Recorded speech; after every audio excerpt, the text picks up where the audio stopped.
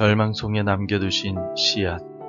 열왕기하 25장 8절에서 30절 말씀. 바벨론 왕 느부갓네살의 19째 해 5월 7일에 바벨론 왕의 신복 시위대장 느부사라단이 예루살렘에 이르러 여호와의 성전과 왕궁을 불사르고 예루살렘의 모든 집을 귀인의 집까지 불살랐으며, 시위대장에게 속한 갈대아 온 군대가 예루살렘 주위의 성벽을 헐었으며, 성 중에 남아있는 백성과 바벨론 왕에게 항복한 자들과 무리 중 남은 자는 시위대장 느부사라단이 모두 사로잡아가고, 시위대장이 그 땅에 비천한 자를 남겨두어 포도원을 다스리는 자와 농부가 되게 하였더라. 갈대아 사람이 또 여호와의 성전의 두 놋기둥과 받침들과 여호와의 성전의 놋바다를 깨뜨려 그 놋을 바벨론으로 가져가고, 또 가마와 부삽들과 부집개들과 숟가락들과 섬길 때에 쓰는 모든 놋그릇을 다 가져갔으며, 시위대장이 또 불 옮기는 그릇들과 주발들, 곧 금으로 만든 것이나 은으로 만든 것이나 모두 가져갔으며, 또 솔로몬이 여호와의 성전을 위하여 만든 두 기둥과 한 바다와 받침들을 가져갔는데, 이 모든 기구의 놋 무게를 헤아릴 수 없었으니, 그 한 기둥은 높이가 18규빗이요 그 꼭대기에 놋머리가 있어 높이가 3규빗이요 그 머리에 둘린 그물과 석류가 다 놋이라. 다른 기둥의 장식과 그물도 이와 같았더라. 시위대장이 대제사장 스라야와 부제사장 스바냐와 성전 문지기 3사람을 사로잡고, 또 성중에서 사람을 사로잡았으니 곧 군사를 거느린 내시 1사람과 또 성중에서 만난 바 왕의 시종 5사람과 백성을 징집하는 장관의 서기관 1사람과 성중에서 만난 바 백성 60명이라. 시위대장 느부사라단이 그들을 사로잡아 가지고 림나 바벨론 왕에게 나아가매, 바벨론 왕이 하맛 땅 림나에서 다 쳐 죽였더라. 이와 같이 유다가 사로잡혀 본토에서 떠났더라. 유다 땅에 머물러 있는 백성은 곧 바벨론 왕 느부갓네살이 남긴 자라. 왕이 사반의 손자 아히감의 아들 그달리아가 관할하게 하였더라. 모든 군대 지휘관과 그를 따르는 자가 바벨론 왕이 그달리아를 지도자로 삼았다 함을 듣고, 이에 느다니아의 아들 이스마엘과 가레아의 아들 요하난과 느도바 사람 단후멧의 아들 스라야와 마아가 사람의 아들 야아사니아와 그를 따르는 사람이 모두 미스바로 가서 그달리아에게 나아가매, 그달리아가 그들과 그를 따르는 군사들에게 맹세하여 이르되, 너희는 갈대아인을 섬기기를 두려워하지 말고 이 땅에 살며 바벨론 왕을 섬기라. 그리하면 너희가 평안하리라 하니라. 7월에 왕족 엘리사마의 손자 느다니아의 아들 이스마엘이 부하 10명을 거느리고 와서 그달리아를 쳐서 죽이고, 또 그와 함께 미스바에 있는 유다 사람과 갈대아 사람을 죽인지라. 노소를 막론하고 백성과 군대 장관들이 다 일어나서 애굽으로 갔으니 이는 갈대아 사람을 두려워함이었더라. 유다의 왕 여호야긴이 사로잡혀 간 지 37년, 곧 바벨론의 왕 에윌 무로닥이 즉위한 원년 12월 그달 27일에 유다의 왕 여호야긴을 옥에서 내놓아 그 머리를 들게 하고, 그에게 좋게 말하고 그의 지위를 바벨론에 그와 함께 있는 모든 왕의 지위보다 높이고, 그 죄수의 의복을 벗게 하고 그의 일평생에 항상 왕 앞에서 양식을 먹게 하였고, 그가 쓸 것은 날마다 왕에게서 받는 양이 있어서 종신토록 끊이지 아니하였더라. 한 마을에 한 농부가 있었습니다. 이 농부는 오랫동안 농사를 지으며 열심히 일했지만 어느 해에는 큰 가뭄이 들어서 작물들이 모두 시들어 버렸습니다. 모든 수확이 무너진 농부는 깊은 절망에 빠지게 됩니다. 그의 눈앞에 펼쳐진 황폐한 밭을 보면서 이제 더 이상 희망이 없다라고 생각하였습니다. 그런데 다음 해가 되자 뜻밖의 일이 일어났습니다. 비가 내리기 시작했고, 가뭄 속에서도 겨우 살아남았던 몇 개의 씨앗들이 새싹을 틔웠습니다. 농부는 그 작은 싹들을 보고 다시 일어나기로 결심했습니다. 비록 모든 것이 사라진 것처럼 보였지만 하나님께서 남겨주신 씨앗을 통해 새롭게 시작할 수 있었던 것입니다. 이 이야기처럼 우리도 삶에서 절망의 순간을 겪을 때 하나님은 여전히 작은 희망의 씨앗을 남겨두십니다. 그 희망을 붙들고 나아갈 때 하나님은 우리에게 새로운 회복의 길을 열어주십니다. 성도 여러분, 오늘 우리가 함께 읽은 말씀은 이스라엘 역사에서 가장 참혹한 순간 중의 한 부분을 다루고 있습니다. 예루살렘은 바벨론 군대에 의해 철저히 파괴되고 성전은 불탔으며 왕과 백성들은 포로로 끌려갑니다. 이 장면은 그야말로 절망 그 자체입니다. 하나님의 백성이 세운 성전이 무너지고 그들의 중심이었던 예루살렘이 파괴되었을 때 그들이 느꼈을 절망은 아마도 우리가 상상하기 어려울 것입니다. 그러나 오늘 우리는 이 말씀 속에서 절망의 끝이 아니라 그 너머에 심어두신 하나님의 희망의 씨앗을 발견하고자 합니다. 절망 속에서 하나님이 어떻게 역사하셨는지, 그리고 우리 삶 속에서도 동일하게 역사하시는 하나님을 바라보며 새롭게 소망을 품는 시간을 가지시기를 바랍니다. 먼저 오늘 본문은 예루살렘이 바벨론에 의해 완전히 파괴되는 순간을 기록하고 있습니다.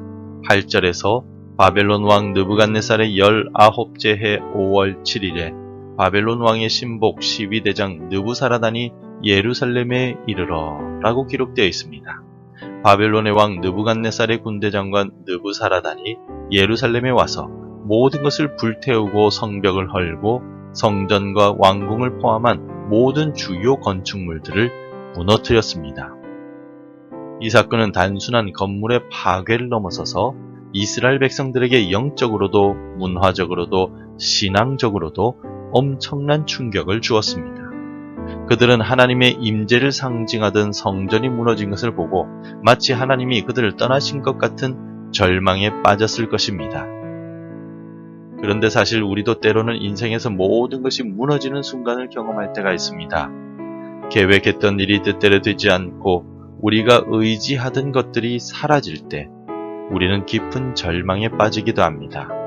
예루살렘의 파괴는 바로 그런 절망의 절정을 상징합니다. 그러나 이 절망 가운데서도 하나님은 이스라엘 백성들을 완전히 버리신 것은 아니었습니다. 11절 말씀을 보시면 성중에 남아있는 백성과 바벨론 왕에게 항복한 자들과 무리 중 남은 자는 12대장 느부사라단이 모두 사로잡아 가고 라고 기록되어 있습니다. 하나님은 그들의 잘못된 길을 고치시고 새롭게 회복시키시기 위한 계획을 가지고 계셨던 것입니다. 11절부터 21절까지는 바벨론으로 포로로 끌려가는 이스라엘 백성들의 이야기가 이어집니다. 이 장면은 포로로 끌려가기에 비극처럼 보이지만 이 비극의 현장 속에서도 하나님의 깊은 섭리가 숨어 있습니다. 이스라엘이 포로로 끌려간 것은 단순한 심판이 아니라 회복의 과정이었다는 것입니다. 하나님은 그들을 징계하셨지만 완전히 버리지는 않으셨습니다. 하나님은 그들을 바벨론에서 연단하시고 결국에는 다시 고향으로 돌아오게 하실 계획을 세우고 계셨습니다. 오늘 우리도 인생의 어려움 속에서 하나님이 우리를 버리신 것처럼 느껴질 때가 있습니다. 그러나 하나님은 우리가 겪는 모든 고난과 역경 속에서 여전히 일하고 계십니다. 하나님은 우리를 연단하시고 언제나 우리를 새롭게 하시기 위한 계획을 가지고 계시다는 것입니다. 오늘 본문에서 특별히 우리가 주목할 부분은 27절부터 30절까지 말씀입니다. 여기에서 우리는 절망 속에서 피어나는 희망의 씨앗을 발견할 수가 있습니다. 27절 말씀입니다. 유다의 왕 여호야긴이 사로잡혀간 지 37년, 곧 바벨론의 왕 에윌무로닥이 즉위한 원년 12월 그달 27일에 유다의 왕 여호야긴을 옥에서 내놓아 그 머리를 들게 하고. 여호야긴 왕은 바벨론으로 포로로 끌려간 이후에 오랫동안 감옥에 갇혀 있었습니다. 그런데 바벨론의 왕 에윌무로닥이 그를 감옥에서 풀어주고 왕의 자리에서 그를 대우하며 식탁에 함께 앉는 영예를 누리게 합니다. 이 사건은 단순히 한 왕의 운명이 감옥에서 왕의 식탁으로 바뀐 것을 넘어서서 이스라엘 백성들에게 새로운 희망을 주는 상징적인 사건이었습니다. 여호야긴의 회복은 하나님이 여전히 자신의 백성인 유다를 기억하고 계시며 회복의 때를 준비하고 계시다는 사실을 보여줍니다. 이스라엘 백성은 그들의 왕이 다시 회복될 것을 보며 하나님이 언젠가 그들을 다시 고향으로 돌아오게 하실 것이라는 희망을 품게 되었을 것입니다. 비록 지금은 포로로 잡혀 있지만 하나님은 그들을 다시 구원하시고 반드시 회복시켜 주실 것입니다. 혹시라도 계속되는 절망 속에서 고통스러워하고 계시지는 않습니까? 때로는 우리도 오랜 시간 동안 어려움 속에 갇혀 있는 것처럼 느껴질 수 있습니다. 그러나 하나님은 결코 우리를 잊지 않으십니다. 여호야긴의 이야기를 통해 우리는 하나님의 회복의 약속을 확신할 수 있습니다. 하나님은 우리가 절망 속에 있을 때에도 여전히 우리를 바라보고 계시며 하나님의 때에 우리를 반드시 회복시키실 것입니다. 성도 여러분, 예루살렘의 멸망과 여호야긴의 회복 이야기는 우리의 삶에도 깊은 교훈을 가져다 줍니다. 우리는 인생에서 때때로 모든 것이 무너지는 것 같은 절망의 순간을 경험할 때가 있습니다. 그러나 하나님은 그 절망 속에서도 새로운 희망을 주시는 분이십니다. 하나님은 우리를 징계하시기도 하시지만 동시에 우리를 회복시키시고 새롭게 하시는 분이시기도 하십니다. 오늘 이 새벽에 우리는 하나님께 우리의 절망을 내려놓고 하나님의 회복의 은혜를 구해야 합니다. 하나님은 우리를 기억하시며 하나님의 때 우리에게 새로운 희망을 주실 것입니다. 절망 속에서도 하나님을 신뢰하며 하나님의 약속을 붙들고 나아가는 우리 모두가 되기를 주님의 이름으로 축원합니다. 기도하겠습니다. 사랑과 은혜가 넘치는 하나님 아버지, 오늘 우리의 삶 속에 절망이 찾아올 때에도 주께서 여전히 우리를 기억하시며 회복의 길을 준비하고 계심을 믿습니다. 예루살렘의 멸망 속에서도 소망의 씨앗을 남기셨던 하나님, 여호야긴 왕을 통해 새로운 시작을 주신 것처럼 우리 삶에도 새로운 희망을 허락하여 주옵소서. 우리가 어려움 속에서도 주님의 섭리를 신뢰하며 끝까지 소망을 잃지 않고 주님의 회복을 기다리는 자들이 되게 하옵소서. 우리를 향한 주님의 사랑과 은혜에 감사드리며 예수님 이름으로 기도드립니다. 아멘. 계속해서 함께 기도해 주시기 바랍니다. 절망 중에도 하나님의 희망을 바라보는 믿음을 주소서. 하나님께서 준비하신 회복의 때를 기다리며 인내하게 하소서. 우리나라와 민족이 하나님께 돌아오는 은혜를 베풀어 주옵소서. 날마다 주께 더 가까이 나아가는 우리 교회가 되게 하옵소서. 오늘도 말씀대로 살아가며 열매 맺는 하루가 되시기를 축복합니다.